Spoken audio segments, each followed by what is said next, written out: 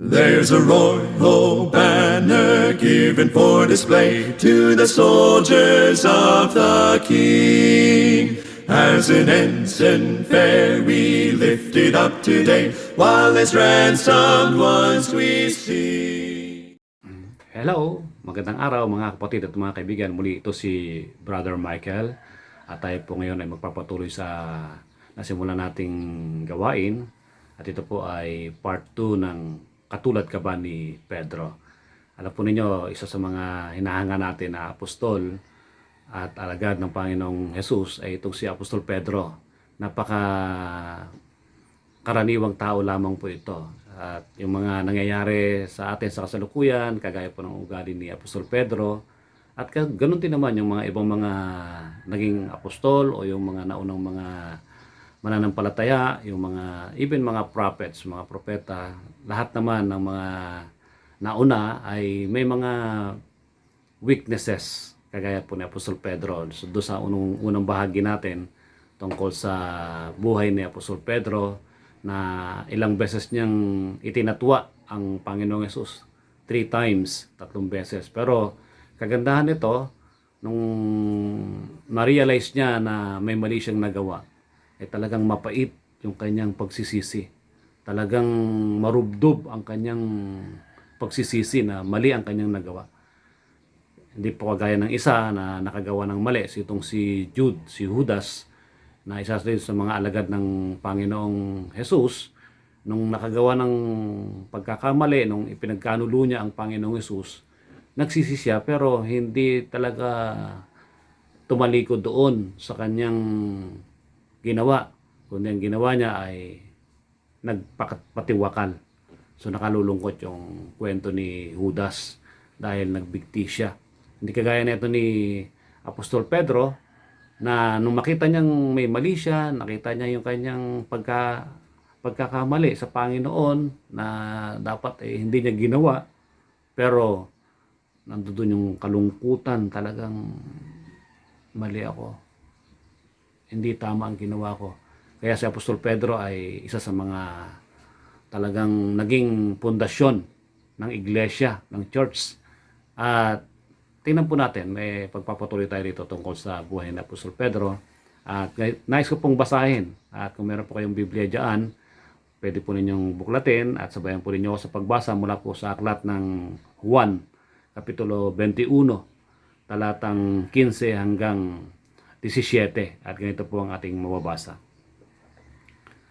Pagkatapos nilang makapag-almusal, sinabi ni Jesus kay Simon Pedro, "Simon, anak ni Juan, minamahal mo ba ako ng higit kaysa mga ito?" Sinabi sa kanya, "Opo, Panginoon, nalalaman mo na minamahal kita." Sinabi ni Jesus sa kanya, "Pakainin mo ang aking mga kordero." Sa ikalawang pagkakataon, sinabi niya sa kanya, "Simon, anak ni Juan, minamahal mo ba ako?" Sinabi sa kanya, "Opo, Panginoon, nalalaman mo na minamahal kita." Sinabi niya sa kanya, "Alagaan mo ang aking mga tupa." Sinabi niya sa kanya sa ikatlong pagkakataon, "Simon, anak ni Juan, minamahal mo ba ako?" Nalungkot si Pedro sapagkat 3 ulit nang sinabi sa kanya, "Minamahal mo ba ako?" At sinabi sa kanya, "Panginoon, nalalaman mo ang lahat ng mga bagay. Nalalaman mo na minamahal kita."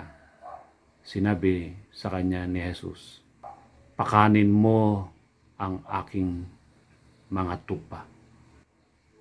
Pagpalain ng Panginoon Diyos ang nabasang talata. At mula dito mga kapatid at mga kaibigan, makikita natin ang sitwasyon ni Apostol Pedro. Ito nung una sinabi natin doon sa unang bahagi ay talagang 3 beses na ipinagkaila ni Apostol Pedro ang Panginoong Yesus. Dito naman, 3 beses naman na siya'y tinanong ng Panginoong Hesukristo tungkol sa pagmamahal niya sa Panginoon, kung gaano ba talaga totoo. Ito po yung sitwasyon kung saan ang Panginoong Hesus ay papaakyat na sa langit.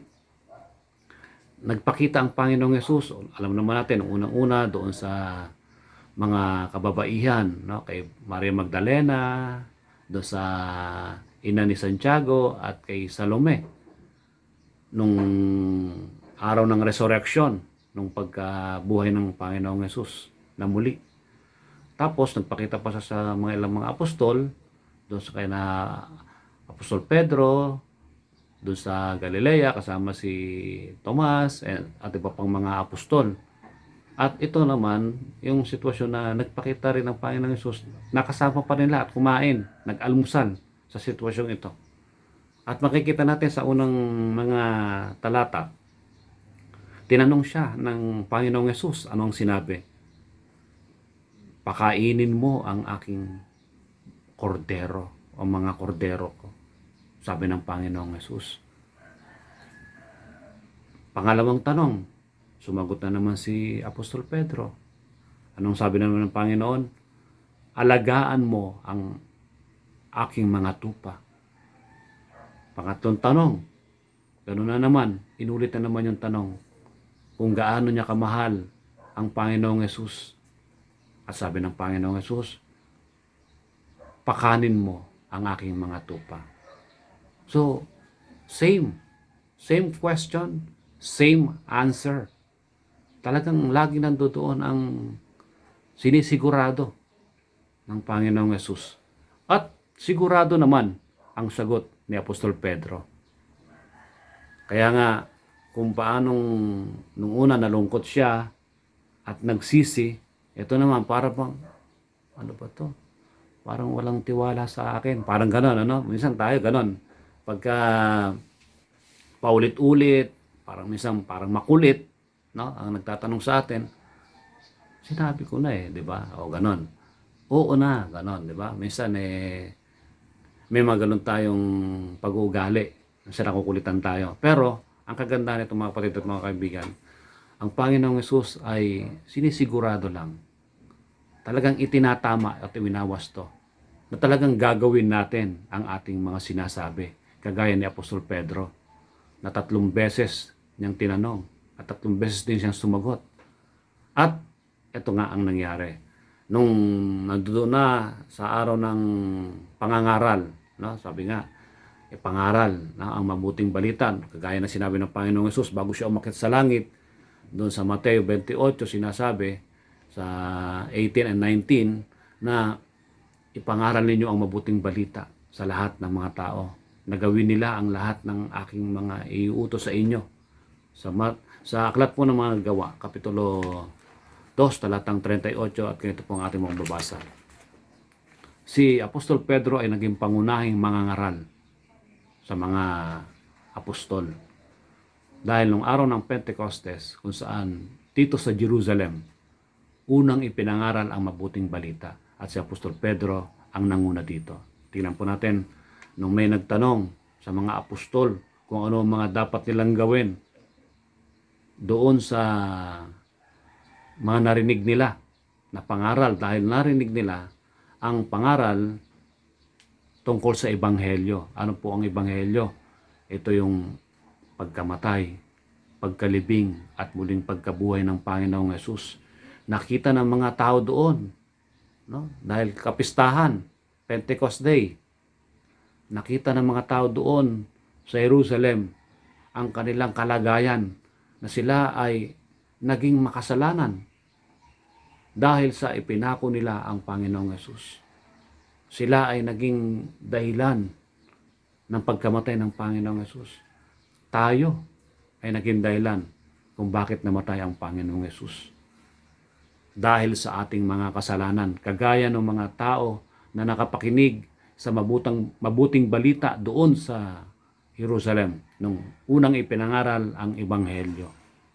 At nagtanong ang isa sa mga kalalakihan doon. At ito po, mababasahin natin sa Aklat ng mga Gawa, Kapitulo 2, talatang 37 hanggang 38. Gusto ko pong basahin to.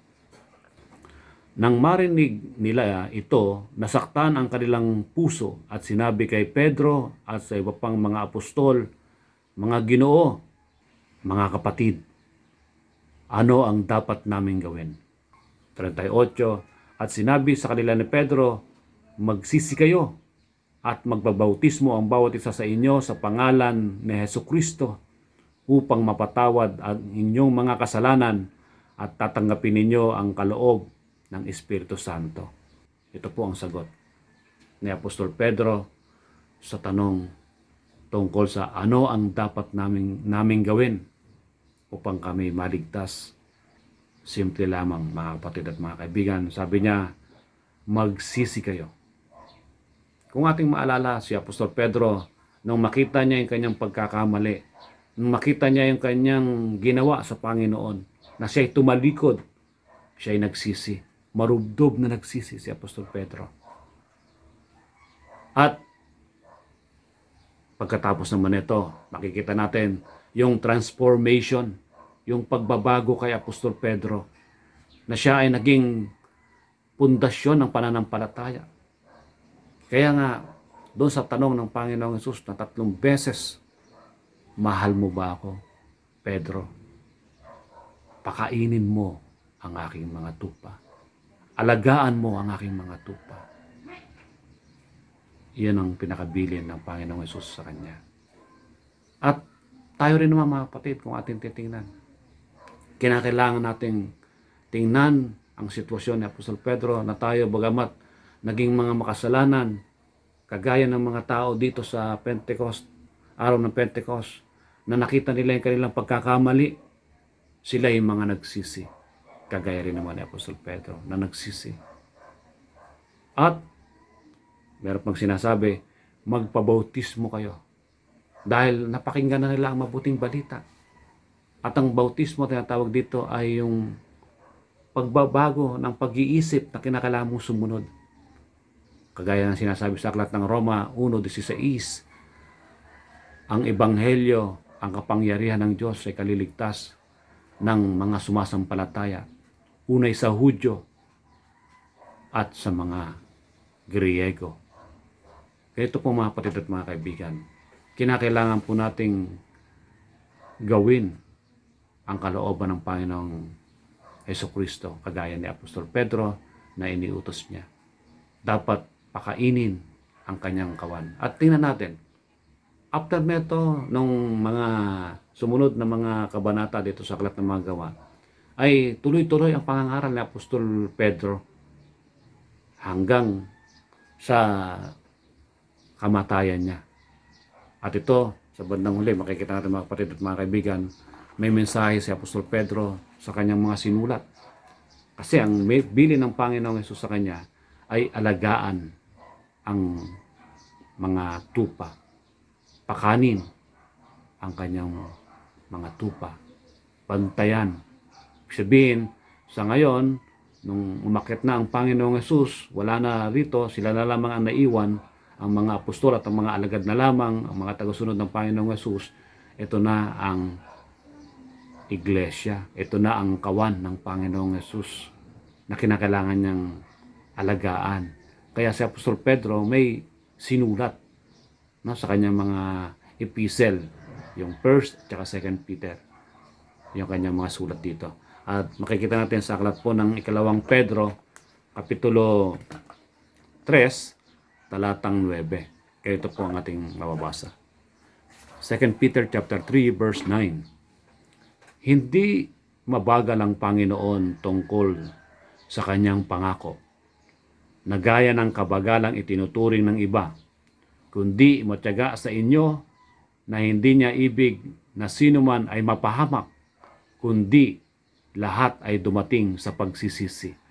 Napakahalaga, mga kapatid at mga kaibigan, itong sinabi ng Apostol Pedro sa mga kapatid, sa mga mananampalataya, na dahil yung iba naiinip na siguro sa paghihintay. Ang iba ay naghihintay na, teka muna, darating pa ba ang Panginoong Hesus? Magbabalik pa ba? Ito yung panahon na naghihintay na sila sa pangako ng Panginoong Hesus. Nagbabalik siya.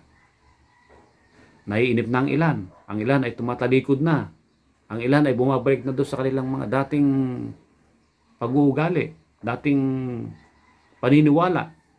Kaya sabi ni Apostol Pedro, kagaya ng bilin sa kanya ng Panginoong Yesus, pakanin mo ang aking iglesia o ang aking kordero, ang aking tupa.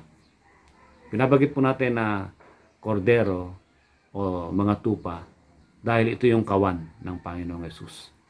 At ang kawan ay tumutukoy sa iglesia niya, sa itinatag ng Panginoong Yesus na kawan o yung pangkat ng mga tinatawag ng mga called out, mga tinawag mula sa kabanalan. Mula sa kadiliman patungo sa kaliwanagan o kabanalan. So yun po mga kapatid, ang kawan ng Panginoong Yesus, which is yung iglesia. Kaya pinalalakas ni Apostol Pedro ang pananampalataya. Pinalalakas ni Apostol Pedro ang kumpiyansa ng mga mananampalataya na dapat wag maging mainipin. Dahil binibigyan lamang ng Panginoong Diyos na magkaroon ng pagkakataong magsisi ang mga tao. Ibig sabihin, marami pang tatawagin para mapabilang sa kawan ng Panginoong Yesus. At yon ang misyon ni Apostol Pedro. Alagaan, pakanin, ingatan ang kawan. Ganun po, no? Kung ating titingnan, para tayong katulad din ng mga pastol. Tayong mga nagpapastol. Para tayong kagaya ni David nung una, bago naging hari si David. Nag-aalaga siya ng mga tupa. At siya isang pastol. Binabantayan. Alam niyo naman ang pastol. Ito ay nangangalaga. Pinoproteksyonan niya ang mga tupa, ang kordero laban sa mga masasama o sa mga mabamangis na hayop para hindi makain o hindi mapahamak ang mga tupa. Ganon din po tayo mga kapatid at mga kaibigan, kagaya ni Apostol Pedro na binilina ng Panginoong Yesus na pakainin, alagaan, ingatan, bantayan at kasama doon sa pangangalaga ang bigyan ng wastong kaalaman ang mga tupa. Kumbaga sa ini-educate, dapat tinuturuan ang mga mananampalataya o ang mga kabilang sa kawan ng Panginoong Yesus. Yun po. At sa panghuli mga kapatid at mga kaibigan, makikita natin dito sa 2 Peter chapter 3 verse 14, ito po ang mga last statement ni Apostol Pedro sa mga kapatid. Kaya nga, mga minamahal, yamang kayo'y naghihintay sa mga bagay na ito, ay pagsikapan ninyong matagpuan kayo sa kapayapaan na walang dungis at walang kapintasan sa paningin niya.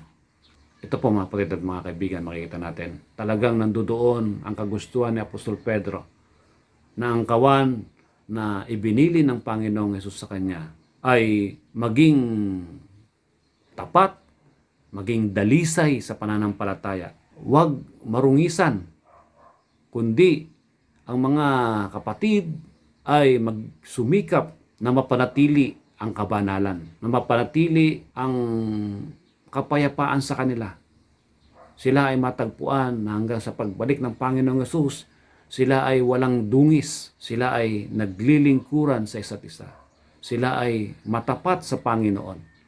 Ito po, si Apostol Pedro, mga kapatid at mga kaibigan, na talagang ginanap niya ang kanyang takbuhin bilang mananampalataya. At tayo rin naman mga kapatid at mga kaibigan, hanggang sa ngayon, makikita natin, ilagay natin ang ating sitwasyon kagaya kay Apostol Pedro na isang tabi natin yung ating mga weaknesses, yung ating mga kahinaan. Tayo ay mayroong kahinaan pero huwag natin itong gamitin para hindi tayo magpatuloy sa paglilingkod sa Panginoon. Bagkus, gamitin natin ang ating weaknesses, ang ating mga kahinaan upang tayo ay maging kagaya rin niya na kung ang Panginoong Yesus ay nagbilin kay Apostol Pedro na alagaan ang kanyang tupa bantayan, turuan ang kanyang mga tupa. Ganun din mga kapatid. Tayo rin ay tinatanong din ng Panginoong Yesus. Dalhin natin, damhin natin ang tanong ng Panginoong Yesus kay Apostol Pedro. Mahal mo ba ako, Pedro? Ikaw ba? Kung tatanungin ka ng Panginoong Yesus, mahal mo ba siya? Gaano mo siya kamahal? At sasabihin ng Panginoon sa atin, alagaan mo ang aking mga tupa. Tayo rin mga kapatid. Damahin natin ang tanong ng Panginoong Yesus kay Apostol Pedro. At tayo, bilang alagad ng Panginoong Yesus, bilang sumusunod sa Panginoong Yesus, dapat tayo rin ay nag-aalaga, binabantayan, at pinalalago ang kawan ng Panginoong Yesus, ang kanyang iglesia. Muli, ito si Brother Michael. Thank you. There's a royal banner given for display to the soldiers of the King. As an ensign fair we lift it up today, while as ransomed ones we sing.